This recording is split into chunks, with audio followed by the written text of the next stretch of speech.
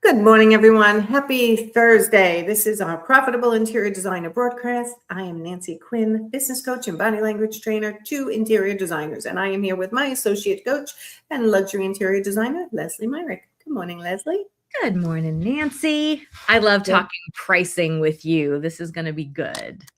You know what? I got to turn off my phone. Sorry about that. It's a hard thing to land on pricing. So I just want to start with one story, and then we'll get into this question that came into us. So years ago, and you know this story already, I was coaching someone who was in the Hamptons in New York, a designer, and that is a very wealthy area. So when I asked what her hourly rate was, it was at that time, $250 an hour was considered quite high for. Yeah. Right? I think that still is a pretty elevated rate today. I think so, right? So $250 an hour, no matter what was happening. However, when I asked her how profitable she was, and when we analyzed some jobs using the profitability analyzer that we have on our website for free, she wasn't making a profit on each individual job based on how many hours she was working and based on the margin she was using on her product. And it was kind of like a good feeling to say I'm a $250 an hour designer, but it wasn't the reality. So we actually went opposite what I normally do with my designers. And you know, in our Profit Insiders Academy, is I lowered her rate, and then we helped her come to terms with the fact that she has to track her time properly and charge for absolutely everything. And that actually happened to another one of our Profit Insiders. I just remembered in my head. She just mentioned it recently. That I actually lowered her rate and taught her how to stick to her guns, and so did you. And they end up making so much more money and being profitable by the end of the year, rather than just saying, I make this amount of money per hour, but not really sticking to the boundary and charging for scope creep and modifications to the project. Happens all the time. All the time. And I think it happens a lot when people pick a rate that sounds amazing, like, oh yeah, I want to make $250 an hour, but then they don't really believe it and they don't stand behind it. And they're like, well, I can't charge for, like, it's a lot of money. I'll do that. And then by the time the job is done, like you said, your designer ended up making about $50 an hour. I had a call with someone who was interested in Profit Insiders Academy this week.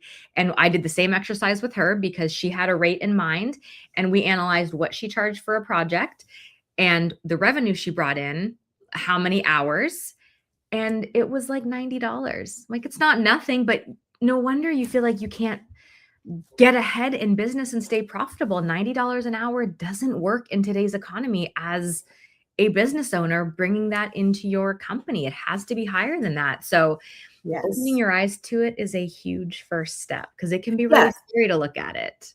There's expenses that you guys have that you don't even, a lot of people don't qualify in the beginning until they get hit with it multiple times.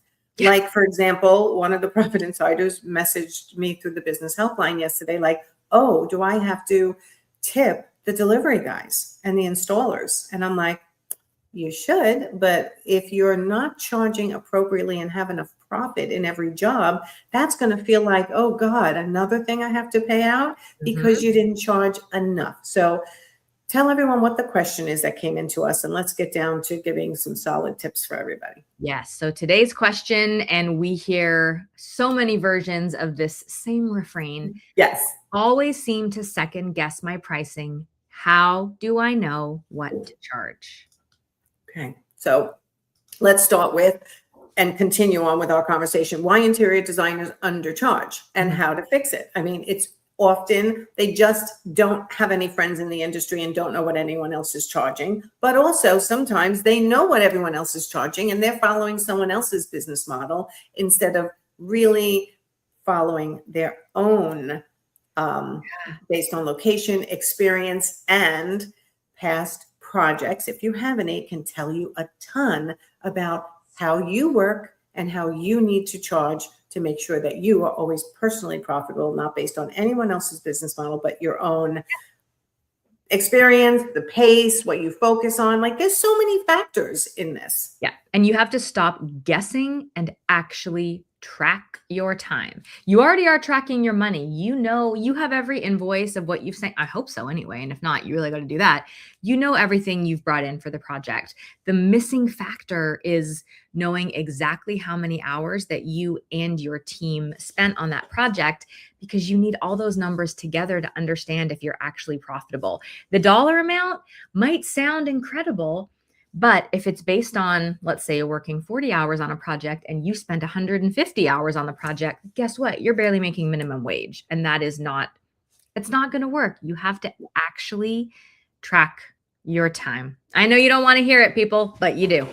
I know. Here's the thing. Sometimes and often when I analyze, when people get on my calendar for a one-off session, we analyze a couple of past jobs. And in some cases, if that's what we need to do for that person, you find that the larger jobs, they make less of a percentage on that than the smaller jobs, where they feel more confident saying the dollar amount. The minute the dollar amount starts getting large, people panic and they start pulling it back like, gee, that sounds like a lot of money. Well, yes, because it's a full house and this is what people need to pay. So rather than cutting yourself short, just get really confident on how to charge, what the deliverables are, by what time, and be able to relay that to the client confidently without any hesitation, because you're coming from a place of knowledge, not guessing.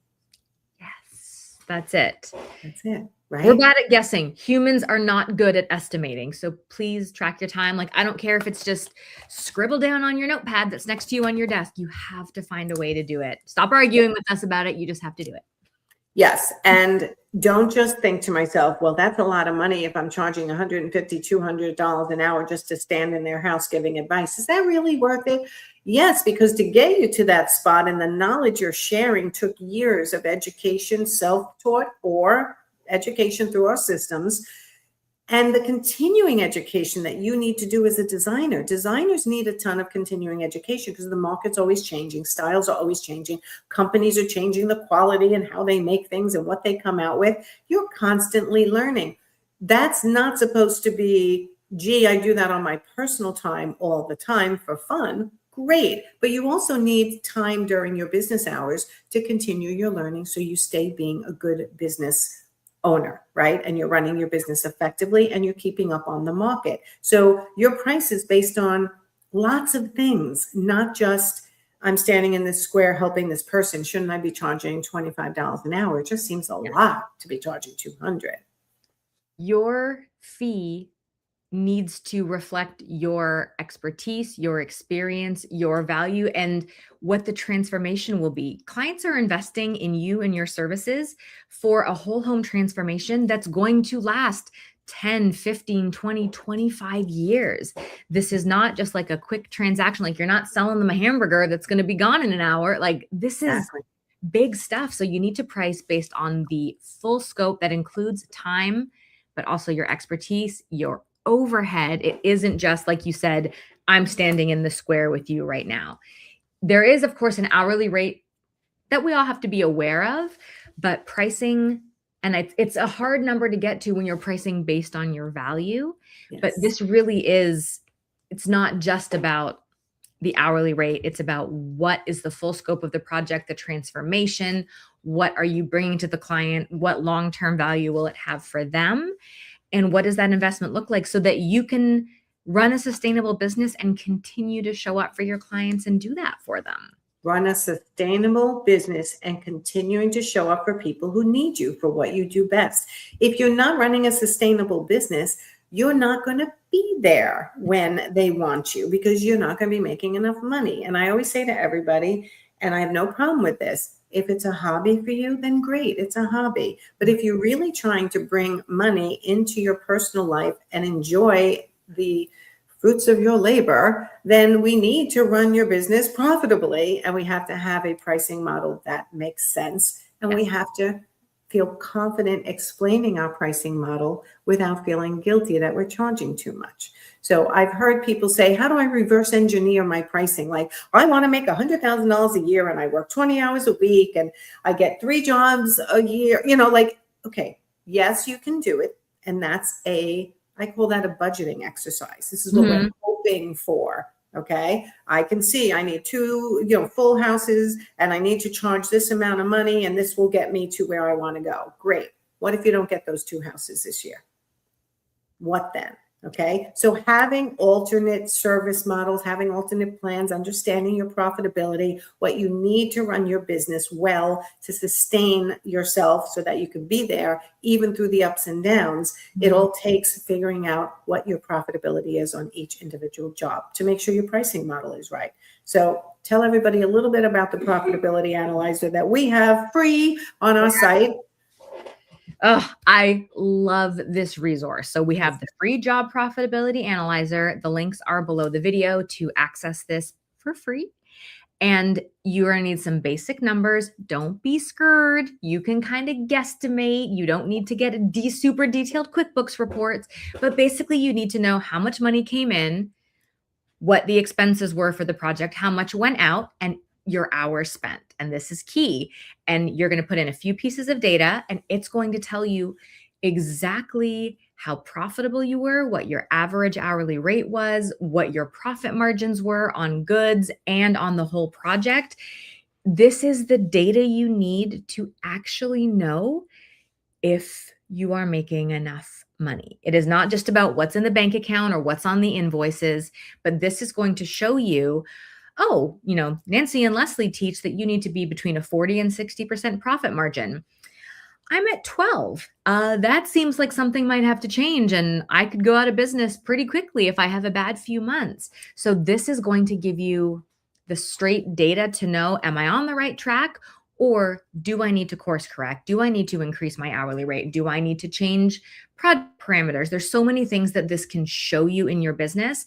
And once you see it, you know what you need to change. And that's huge. Yeah, it's like a magnifying glass on your numbers, and it's going to quickly identify for you and for us who help people reprice and redo their service models every day to make sure every service model you offer is profitable in a way that keeps you in business and keeps you having the cushion you need to protect you from the shit that happens in an interior design job, because it happens on almost every job, even though you do everything right and it's not your fault, right? Stuff happens. It's just the way it is. So doing the profitability analyzer will show you whether you're within the profit margin that we recommend between 40 and 60%. And honestly, all the coaches recommend the same dollar amount, the percentage of profitability. So we're not different at that, but it'll show you where in your business needs more attention, and it'll get you ready if you need help for our profit rescue program, which is coming out in another week, where we're going to take you for 30 days and teach you how to price your service models